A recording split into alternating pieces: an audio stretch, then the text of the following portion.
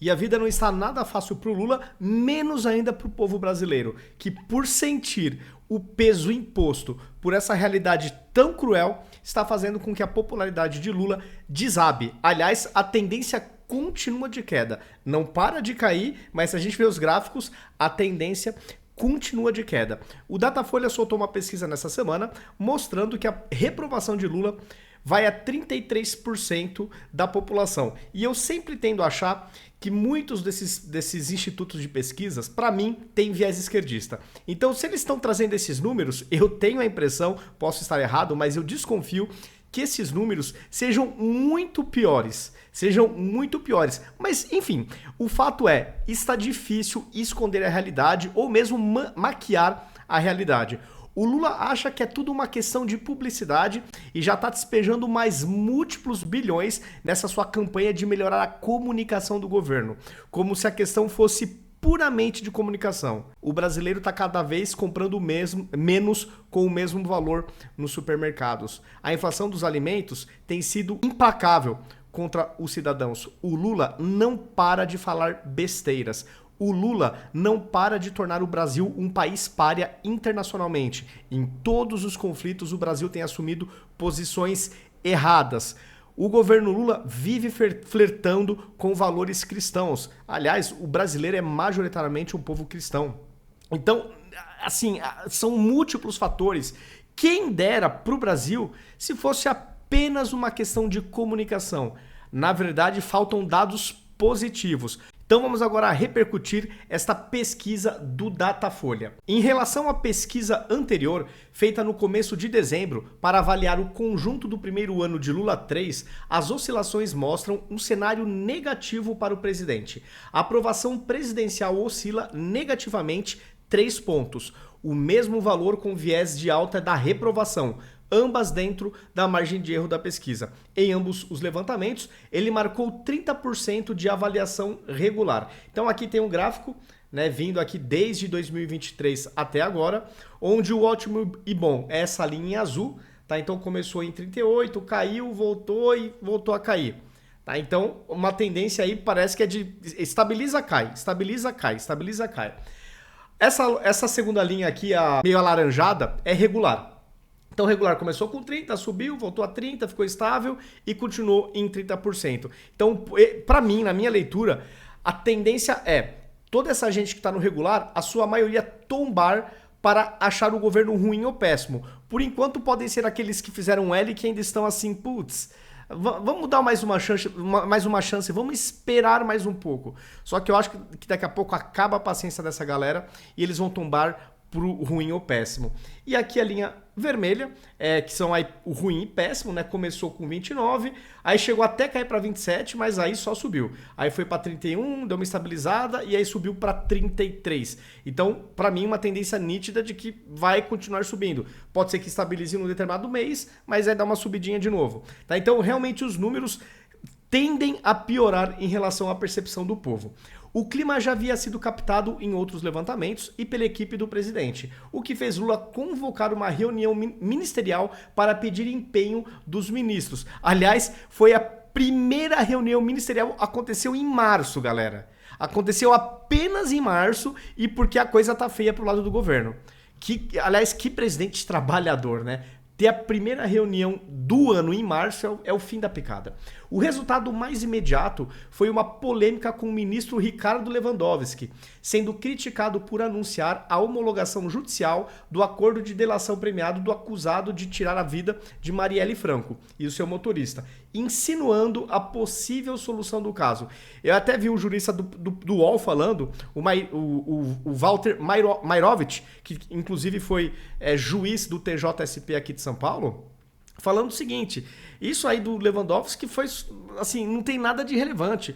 O fato de você homologar um acordo de delação, segundo o Mairovich, é simplesmente uma questão formal, que os requisitos formais para o acordo ser aceito foram preenchidos. Nada mais. Não significa que já vai ter informação relevante, nada do tipo. Foram apenas formalidades técnicas. Então, esse anúncio do Lewandowski foi só para criar um suspense super desnecessário, pelo que eu entendi da fala do Mairovich. Nesses pouco mais de 3 meses após o levantamento anterior, do Datafolha, o presidente se viu sob fogo em diversas frentes e viu o antipetismo se revigorar nas ruas com um grande ato em favor do antecessor Bolsonaro, no dia 25 de fevereiro. A mais visível, a crise aberta com Israel por ter comparado a guerra na faixa de Gaza com o Holocausto. Parece ter tido impacto direto no apoio entre os evangélicos, grupo largamente associado ao bolsonarismo e cuja defesa do Estado judeu é uma de suas bandeiras. Eu acho que não precisa só ter a bandeira da defesa do Estado judeu de Israel. A questão é a seguinte, fazer essa comparação é descabida. Basta você ter honestidade intelectual. Você não precisa ser pró-Israel para ver o que ele falou. É uma asneira. É uma asneira. É simples assim. Lula vive as turras com lideranças da área e nunca conseguiu penetrar o nicho, que representa, na amostra da pesquisa, 27% do eleitorado. Em dezembro, sua reprovação nele era de 38%, agora oscilou para 53%. Nos majoritários, 52% dos ouvidos católicos, Lula se manteve estável com 43% de aprovação. Eu tenho dificuldade em entender cristãos, católicos, evangélicos com esse nível alto de aprovação em relação ao Lula, sendo que ele ataca ferozmente, bate de frente com vários valores cristãos. E realmente eu não consigo entender como é um número tão alto ainda de gente entre os cristãos que aprovam o Lula. Realmente, para mim, isso é bizarro. Então, traz aqui até os dados entre os evangélicos, né?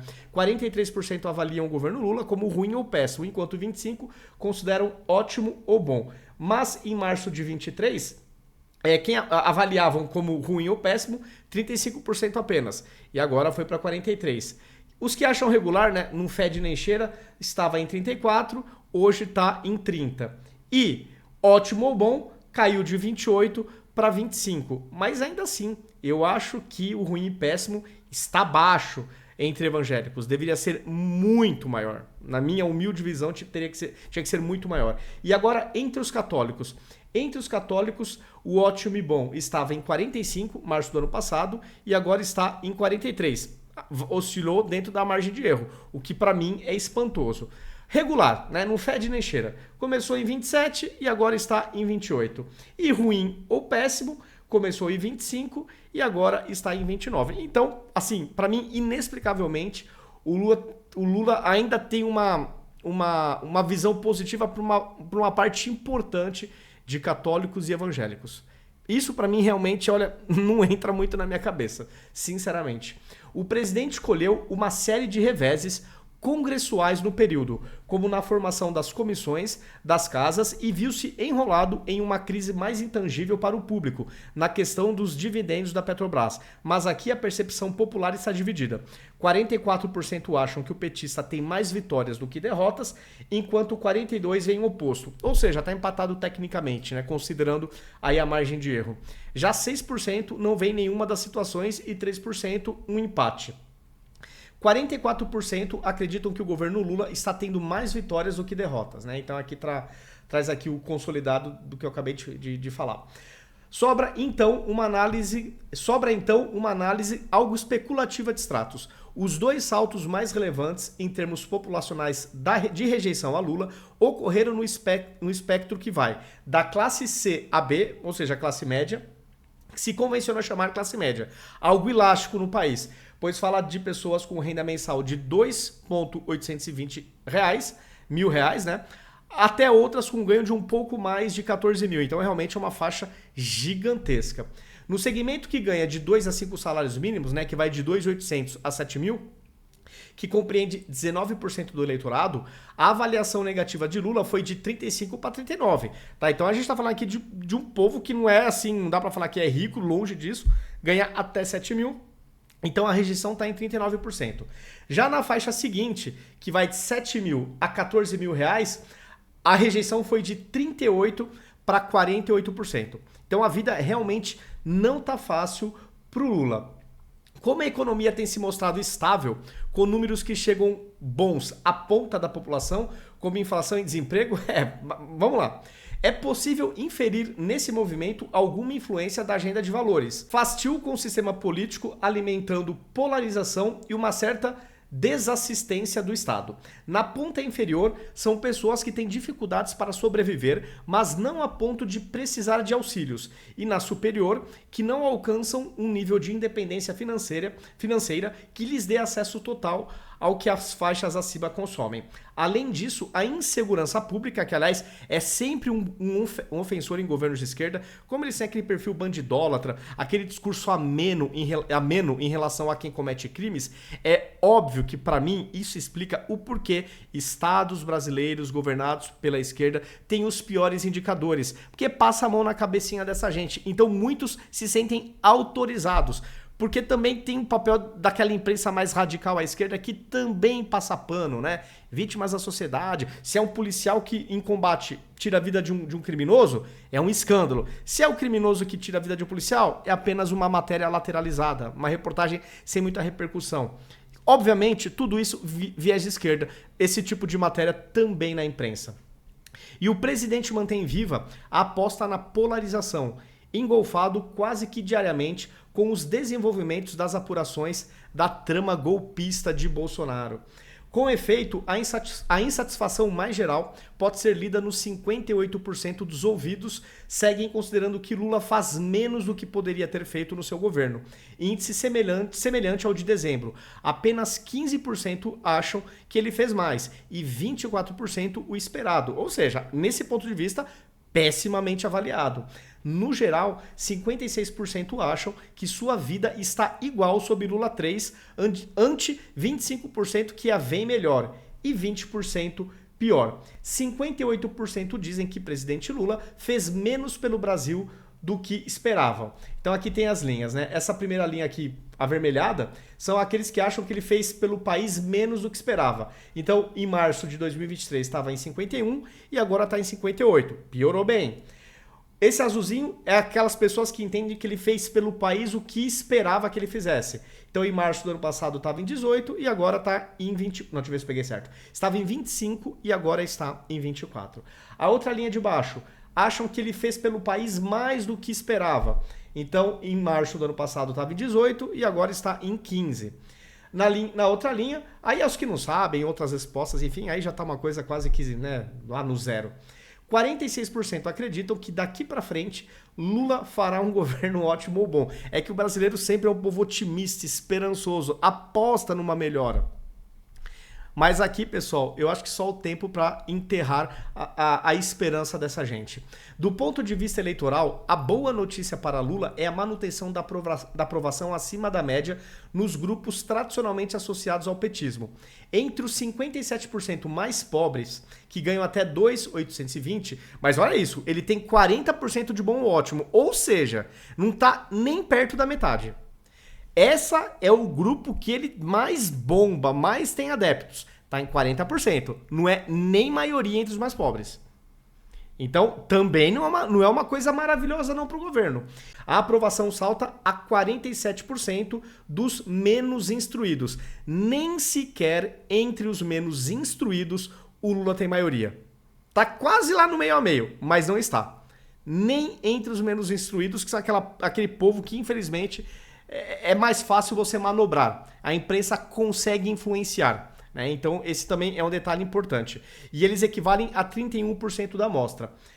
Entre os nordestinos, 26% do eleitorado, ele tem 48% de bom ou ótimo. Também não chega a ser maioria, nem sequer entre os nordestinos. A contramão é a conhecida, né? Então são os evangélicos, são quem ganha de 2 a 10 salários, quem tem entre 35 e 44 anos, enfim, resumidamente, é aquele povo mais instruído. Com tudo isso, Lula, ao fim, empata em aprovação com seu antecessor e antípoda Bolsonaro. Na mesma altura do mandato, isso em 2020, quando o país vivia os primeiros dias da pandemia da Covid. Só que aqui tem um detalhe, pessoal. Embora os números de Lula e Bolsonaro estejam próximos, que nem aqui diz a matéria, uma coisa é fato inegável. Bolsonaro era massacrado pela maior parte da imprensa, aquela que ainda tem um engajamento importante. Ele era massacrado 24 horas por dia. As notícias positivas do governo sempre vinham com mas. Né? Então tinha notícia positiva, mas... E aí tentava destruir a notícia positiva. Hoje a gente vê o contrário com o Lula. Vem a notícia negativa e o mais para passar o pano e tentar mudar o viés para tentar forçar uma visão positiva. Então é incomparável. O Bolsonaro, ele é naturalmente muito mais popular do que o Lula. Tanto que mesmo apanhando o tempo inteiro, ele tem metade do eleitorado. Ele põe milhões nas ruas. O Lula não enche uma quadra. Ele não enche uma quadra. Tá? Então, o Bolsonaro é naturalmente mais popular. Não fosse o trabalho militante dos extremistas de esquerda, das redações, dos maiores veículos de comunicação, nossa, mas o Bolsonaro venceria fácil. Bastava, nas notícias positivas dos tempos de Bolsonaro, não ter um mas para estragar uma notícia positiva. Uma estratégia muito bem utilizada na época, que eu até chamava da imprensa adversativa. Tudo vai bem, mas... né? Aí vai piorando a notícia positiva. Então é incomparável, galera. O Lula, apesar da imprensa passapanista que utiliza o mas para melhorar a notícia negativa, ficou com os indicadores similares do Bolsonaro, que era massacrado o tempo todo. Então é incomparável. Um é naturalmente mais bem visto. E aí vai caindo um pouco os números porque a imprensa massacra. O outro, que é o Lula, é naturalmente menos bem visto. E aí, como a imprensa passa pano, vai melhorando um pouco os indicadores. Esta é a minha leitura. Olhando a série histórica de presidentes eleitos para um primeiro mandato, ainda que essa designação seja relativamente incompatível com o status de Lula 3 ao assumir, a dupla está com Fernando Collor entre as mais mal avaliados. Este tinha 34% de rejeição em altura, né, do mandato, né, no período semelhante do mandato. 46% acreditam que daqui para frente Lula fará um... Bom, isso aqui já tinha mostrado, né? É a esperança, aqui é a esperança do brasileiro. Bom, o presidente Lula acumula declarações embaraçosas para o governo desde o início de seu terceiro mandato. Eu acho que falar que é embaraçoso é até um jeito educado, é uma forma passapanista. O Lula tem falado muitos absurdos. O Lula, sim, transformou o Brasil num país pária. Hoje, quem tem elogiado o Brasil mundo afora? Os terroristas do Hamas e o seu entorno, a ditadura da Venezuela, a ditadura da Rússia. Então, as grandes democracias, depois que o Lula começou a ser Lula, começou a falar, opa, o Lula já tá passando do ponto. Já não tá mais dando para passar pano. Apostavam que o Lula ia melhorar a preservação do meio ambiente, a Amazônia, blá blá blá, aquela lorota de sempre. Estão vendo que também nem isso o Lula consegue cumprir. Tá? Então, o Lula nos tornou um país pária, o Brasil só piora e, para mim, é espantoso ver quem se espanta com o que está acontecendo. Porque nós já tivemos 4 mandatos de PT. Tirando o primeiro do Lula, que foi aqueles 4 anos onde o mundo inteiro cresceu, foi uma bonança mundial, ainda assim o Brasil navegou pior, cresceu muito menos do que poderia. A partir do segundo mandato e até o último da Dilma, foi só ladeira abaixo. O Brasil só se ferrou. Sem pandemia e sem guerra, com Guido Mantega na economia e Dilma na presidência, o Brasil conseguiu ter altíssima inflação, juros nas alturas, recessão e desemprego. Eu não sei o porquê, eu não sei qual é a consideração que o Lula tem pelo Mantega, porque ele tentou colocar o Mantega na Vale, parece que vai ficar complicou, né? Talvez não consiga. Aí estão falando que o Lula tá tentando colocar o Mantega no conselho da Braskem. Eu não sei onde o Lula enxerga virtude no Mantega, sendo que ele foi um dos caras que quebrou a economia do Brasil. Vocês lembram do secretário dele? Se eu não me engano, chamava Arno Augustin. É o cara da contabilidade criativa. O chefe desse cara era o Guido Mantega.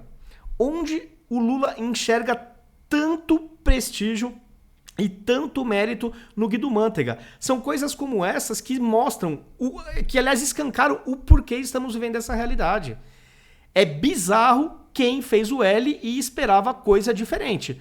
Ou não viveu no Brasil nesse período, ou tem uma memória muito fraca, quase um Alzheimer, para conseguir achar que o Brasil ia decolar. Será que esses brasileiros só se lembram dos 4 primeiros anos, mas esquecem do contexto internacional? Aquele governo Lula foi mais ou menos bem mesmo, só que o mundo foi muito melhor. A China estava crescendo 14% ao ano. O contexto mundial era outro. Será que as pessoas não analisam contexto também? Enfim, pessoal, é isso. Para mim, tudo o que está ocorrendo dentro do previsto. Eu me surpreenderia se o Brasil estivesse decolando. Aí sim, me surpreenderia se o Lula fosse popular, se o Lula pudesse sair nas ruas, se o Lula tivesse engajamento orgânico, se ele convocasse uma manifestação e milhões fossem às ruas de forma gratuita, se ele não apoiasse ditadores. Ou seja, se ele não fosse Lula, aí sim eu ficaria espantado. Pessoal, é isso. Coloque nos comentários o que vocês estão achando desse governo, como que vocês também estão percebendo e interpretando essas pesquisas que todas, sem exceção, estão mostrando o Lula sempre perdendo popularidade. O que vocês pensam disso?